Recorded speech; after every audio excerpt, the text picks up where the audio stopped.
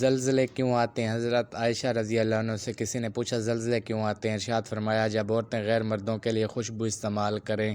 جب عورتیں غیر محرم مردوں کے سامنے ننگی ہونے میں جھجک محسوس نہ کریں، یعنی زنا عام ہو جائے، جب شراب اور موسیقی عام ہو جائے تو زلزلوں کی توقع رکھنا۔ حضرت ابو ہریرہ رضی اللہ عنہ سے روایت ہے کہ رسول صلی اللہ علیہ وسلم نے فرمایا جب مال غنیمت کو دولت قرار دیا جانے لگے، زکوٰۃ کو توان سمجھا جانے لگے، علم کو دین کے علاوہ کسی اور غرض سے سیکھا جانے لگے، مرد بیوی کی اطاعت اور ماں کی نافرمانی کرنے لگے، اپنے دوست کو قریب اور باپ کو دور کرنے لگے، مساجد میں شور و غل ہونے لگے، قبیلے کا فاسق آدمی اس کا سردار بن جائے، قوم و جماعت کا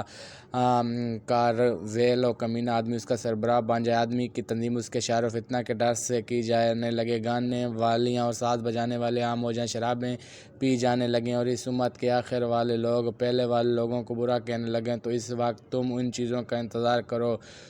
سرخ شدید ترین طوفانی آندھی، زلزلہ، زمین میں دھنس جانا، صورتوں کا مسح و تبدیل ہو جانا اور پتھروں کا برسنا، نیز ان کے علاوہ قیامت کی ان دیگر نشانیوں کا بھی انتظار کرو جو اس طرح پے در پہ ظاہر ہوں گی جیسے موتیوں کی لڑی کا دھاگا ٹوٹ جائے، اس کے دانے مسلسل اور گرنے لگیں۔ اللہ تبارک و تعالیٰ سے دعا ہے کہ اللہ تعالیٰ قدرتی آفات سے پناہ